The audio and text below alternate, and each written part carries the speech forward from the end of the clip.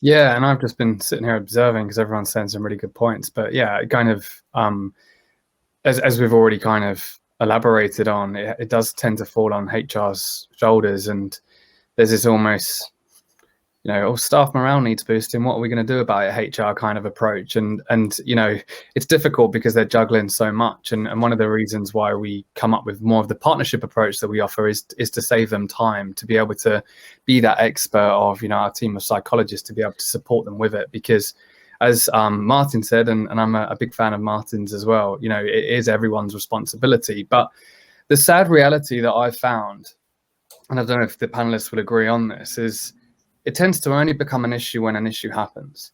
And it's the reactive approach that we have taken with mental health for so long that led me into crisis, that led my dad into crisis, that leads many employees and employers into crisis, because we ignore it until an issue happens and then we do something about it.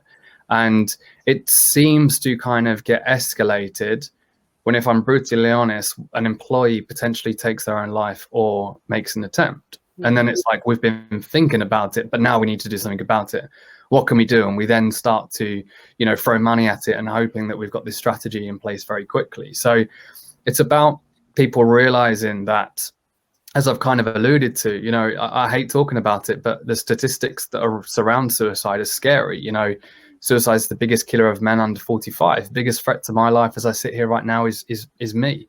It's myself. So actually, if you're looking at it from a business point of view, if we're looking at it in terms of the risk to our employees, we need to do more. We need to try and look at some proactive solutions. So I think when we're looking at how do we get that senior buy-in, I think it's data, it's education, it's getting them to see it in a different way potentially, and getting them to prioritize it. Because as Krishna said, this is no longer a nice to have. This needs to be something that you need to put in place pretty soon.